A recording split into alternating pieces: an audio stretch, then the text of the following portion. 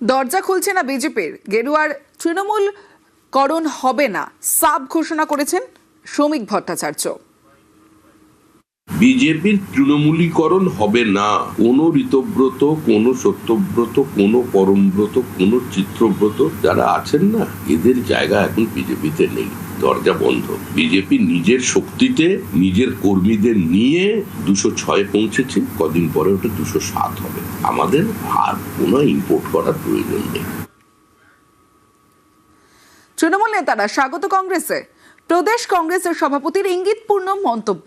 বড় দল ছেড়ে কেন ছোট দলে, প্রশ্ন তৃণমূলের শোভনদেব চট্টোপাধ্যায়।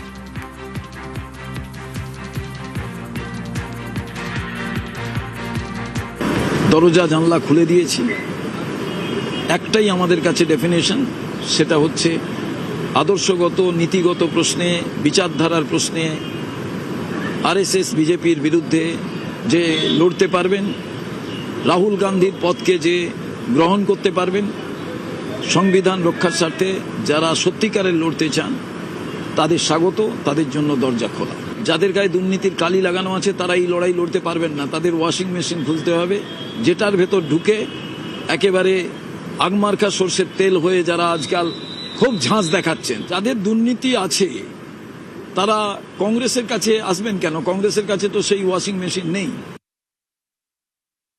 কংগ্রেস জানা উচিত যে আমাদের দলে 80 জন এমএলএ আছে, 80 জন এমএলএ আছে, কোন দুঃখে তারা যাবে কংগ্রেসে?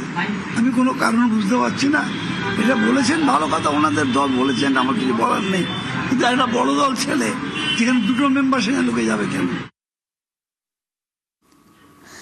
তৃণমূলে গৃহদাহ, কুণালের কচ্ছপ কে?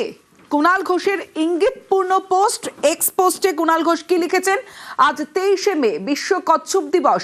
কচ্ছপদের ভালো রাখুন, ওরা দীর্ঘদিন বাঁচে, অনেক বয়স পর্যন্ত। তারা যতদিন বাঁচবে সিনিয়রিটিকে সম্মান দিয়ে চলুন, তাদের দেখে শিখুন, খোলসটা ব্যবহার করুন, ঝামেলা দেখলে খোলসে ঢুকে থাকুন, খোলসের ভেতর থেকে সোশ্যাল মিডিয়া ব্যবহার করুন, বাইরের ঝামেলা একটু কমলে খোলস থেকে বেরোন, আগে মুখ বাড়িয়ে দেখে নিন কোন দিকে হাঁটবেন, তারপর সুবিধে মতো চলুন।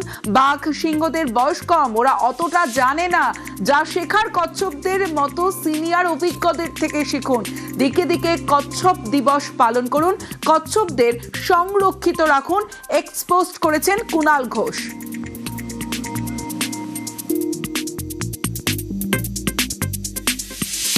দলের বাস্তুতন্ত্র কচ্ছপদেরকে আপনারা প্রয়োজন আছে বলে মনে করছেন? কোনো প্রয়োজন নেই। ওগুলো থাকবে, অ্যাকোরিয়ামে থাকবে। দলের বাস্তুতন্ত্রে সবাই সব রকম ভাবে থাকুক, কিন্তু ওই ঝামেলার সময় খোলসে ঢুকে থাকা, তারপর মুখ বার করে উত্তর দিকে যাব না, দক্ষিণ দিকে যাব না, পূব দিকে যাব না, পশ্চিম দিকে ছাড়বো, এগুলোকে পুষে লাভ কি? এগুলো পুষতে গিয়েই তো এই জিনিস হয়েছে। ব্যক্তিগত স্থাবকতার পোস্ট বেশি হয়েছে, ক্রিটিসিজম গুলো শোনা উচিত, আমাদের কিছু ভুল ছিল সেগুলো আমাদের সংশোধন করা উচিত। দলের দৈনন্দিন কাজে বা নেতৃত্বে এসব কচ্ছপ ক্ষতিকারক।